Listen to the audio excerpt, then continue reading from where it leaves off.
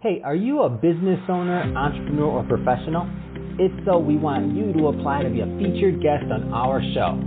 My name is Adam Torres, and I host the Mission Matters series of podcasts. I've recorded over 3,000 episodes, and we are just getting started. How do you know if you'd be a good guest to be on the show?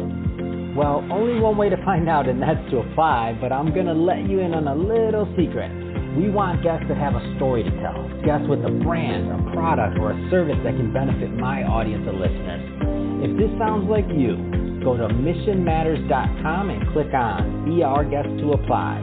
I'd love to talk to you and get to know more about your story. Again, head on over to missionmatters.com and click on Be Our Guest to apply. All right, now let's get into the show. Hey, I'd like to welcome you to another episode of Mission Matters. My name is Adam Torres. You can follow me on Instagram at AskAdamTorres to keep up with my book releases, book tour schedule, all that other good stuff. Always like to connect with you there. And as always, if you'd like to apply to become a co-author of one of my upcoming books, just head on over to the website, missionmatters.com, and click on Become an Author to apply. All right, so today I have Larry Phelan on the line, and he's Chief Procurement Officer at EY. Larry, welcome to the show.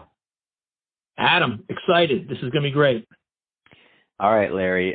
So great topic that you chose today. I mean, you're making me look good today. So raising procurement awareness at the board level. So definitely big company that you work with and big role that you have in procurement, and interested to get your take on this. And I mean, just to get us kicked off, I'll start the show just like we start them all with our signature question. So, Larry, we at Mission Matters, we amplify stories for entrepreneurs, executives, and experts. So that's our mission here. Larry, what mission matters to you? Well, I think, Adam, two answers there. One would be around industry and one would be personally. If I think about it from an industry perspective, Mission Matters, working with my peers, making sure that this procurement world that we live in is recognized at the top level across companies, discussions that take place to drive strategy, to drive efficiency. Sometimes procurement doesn't have that seat.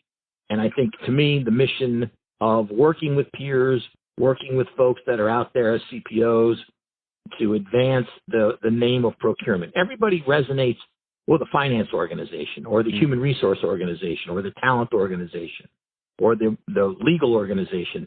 I want to have that same feeling in discussion, and my peers want that as well around procurement.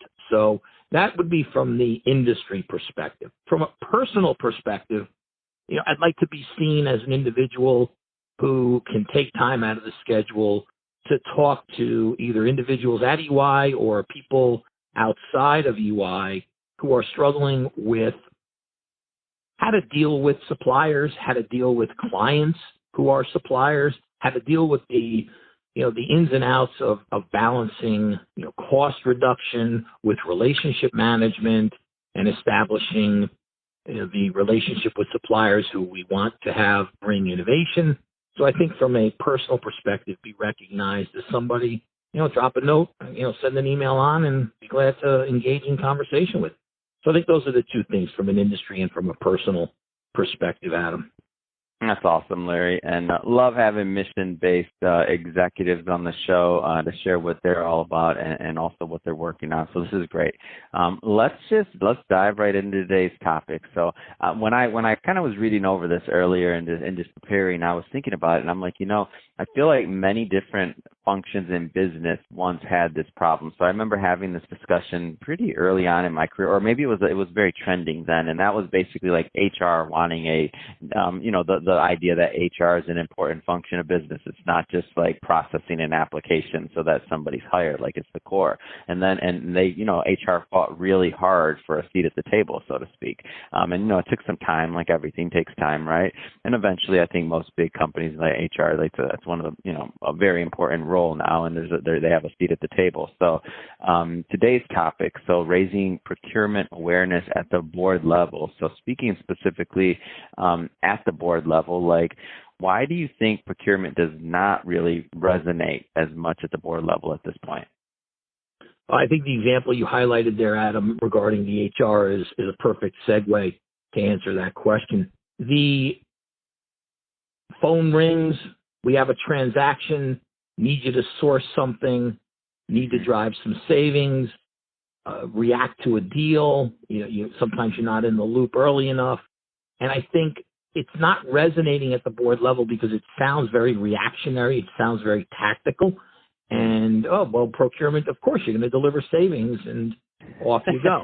So I think it's that. And I think that is why many board executives look at procurement as, a steady citizen within the organization, deliver on the goals, but a little bit too much on the transactional focus, a little bit too much on the savings focus only, and a little bit too much on being reactionary to when the phone rings. I think those are, to me, why it's not resonating at the board level in all cases. And I don't want to oversimplify this. Obviously, you could teach a master class on procurement, and there's only so much we can get done in a 20-minute podcast episode, right? But can you just, in your own words, just tell us, define, the function of procurement and like its importance at a company? I don't want to assume that everybody, because as you said, at the board level, it hasn't gotten as much. So it may not be, I feel that part of it may be the fact that people just aren't necessarily quite as aware of the function, if you will. Yeah. And I think, Adam, that's part of it as well, is procurement, the definition of procurement, depending on which organization you're talking about, is different. Yeah. So there's this umbrella called procurement. And then some organizations, like at EY, we have responsibility for real estate, for facilities management, for core technology, talent, or HR, brand marketing and communications type spend, travel, meetings, and events. So when you look at it from an EY perspective, you have those categories. Other organizations, though, might have a supply chain organization and a procurement organization where some of those functions are split across those organizations. Procurement sometimes just gets seen as the sourcing of technology, PCs, servers, telecommunications, or recruiting firms and the sourcing of that. To me, it's making sure you define what that procurement is, because it's not just the sourcing, the tactical sourcing, but it's some of these other strategic areas, especially at EY. That's how we manage it. And other organizations, I think, have that same struggle. And getting that definition and putting the boundaries around that, I think, is important from a definitional perspective. What are you doing to raise the awareness of procurement at the EY board level? Yeah, now this is the exciting stuff. There are a lot of people out there that peers can talk to. So when I thought about why isn't it resonating at the board level at EY, the EY board respects what procurement is doing. But once again, those transactions, the savings, the ability to react, it was, why isn't it more than that? So I reached out to a couple folks. I reached out to our previous CEO at EY, who had retired about 2 years ago. Reached out to him within a month or two after he left. And I knew him well, but I wanted to have a conversation with him, in a different environment. And I posed the question to him. Spoke to our current CEO, who I did know in a previous capacity, and had that conversation within 2 or 3 months of him stepping in as the new CEO. So get their view on this topic, hear directly. And there's some things that you're going to hear that you don't like, which is, against everybody's ego, that kind of thing. But then I also reached out through some industry groups I'm a part of to speak to some CEOs who retired from Johnson & Johnson and some other companies out there, and spoke to them at length about this. And it was amazing what I heard. So raising the awareness was, first off, raising the awareness for me in what I was falling short in doing through those conversations with those two EY chairpersons, and then these other companies that I spoke to. So it was raising awareness for me, but then it was figuring out how to take what I had heard, which was a lot of information, and figure out how to adjust strategies so that the procurement organization was something different than maybe the path that I was going down, which is also where you have to swallow your ego and your pride a little bit. Yeah, no, I get that. And what's been some of the response I'm just curious. Like, what's been some? Obviously, these things don't all change like overnight, but what's been some of the response? No, the response has been positive. I think we've become much more strategic over the years. I think we've gotten linked into the budget and planning process.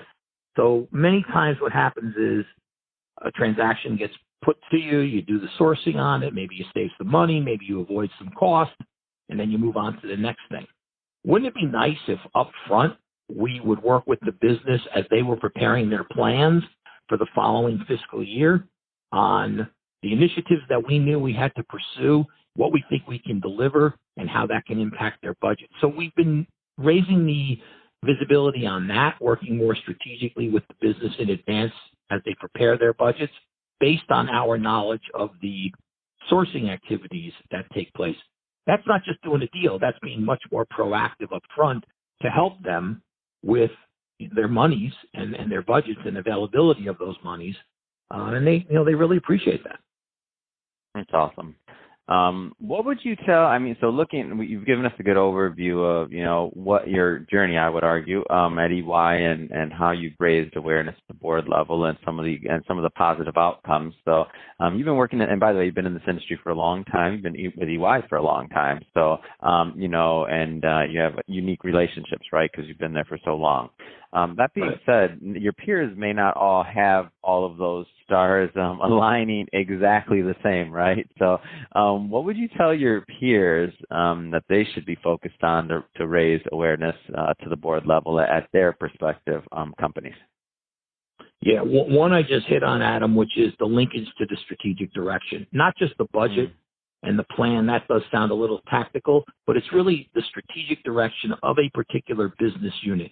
Not just understanding, once again, their plan, their budget, what transactions they have, but where are they going? Where is their growth? What markets are they going into? What geopolitical issues are out there that they're being confronted with? Having those discussions with those business leaders in those functions, in those geographies, making sure that you're hearing from them what business challenges they have. In some cases, procurement can support that, and in some cases, it's not procurement's responsibility. But having those discussions more strategically, clearly, is an important thing that we've been focused on, as I said before, and that would be my advice to peers, is to make sure you're having those conversations, carving out that time to have those conversations. Really, really important. Can't make the excuse, oh, we're too busy doing a deal. You have to carve out the time and have that time management to do that. The second thing that I would say would be make sure you're developing your personal brand. Once again, you get very busy, getting involved with that article or speaking at that event or going to that event and networking with people. I'm really busy right now. It's quarter end, it's year end, whatever. You need to make sure you find the time to continue to develop your personal brand. But equally as important is your team's personal brand. Getting folks to sit as chairpersons. We have people in procurement at EY that are sitting as chairpersons of Cornet, which is a recognized real estate consortium. We've had the same thing with travel. We have WeBank with Teresa Harrison playing a role there. So making sure that the brand of your people. Now, you might say, well, what does that have to do with raising the level? Well, if you have people on your team, and including yourself, that are recognized in the industry, you can then sit down with the board and say, well, this is not only what I'm doing with EY, but this is what I am being recognized for as we talk outside of EY in these consortiums, playing these roles at these industry meetings, these magazine articles, those types of things. So those are the two things, Adam, that I would put on to my peers. Fantastic. Well, Larry, really appreciate you coming on the show today and really just sharing more about what you're doing at EY and really just your position as a thought leader in the procurement space. It's awesome, and sharing advice with your peers and otherwise. So great stuff today. If somebody's watching this or listening to this and they want to just connect and talk more or to learn more even about EY, what's the best way for them to do that? LinkedIn, obviously, or Larry.Phelan, that's P as in Peter, Helan, Larry.Phelan simple enough, at EY.com. Fantastic. Well, Larry, again, thank you for coming on the show. And to the audience, as always, thank you for tuning in. Hope you got a lot of value out of this. Hope you learned a lot. If you did, don't forget, hit that subscribe button, especially if you're a first-time listener. We have many more mission-based executives coming on, and we definitely don't want you to miss a thing. And Larry, it has been a pleasure. Thanks again. Thanks, Adam.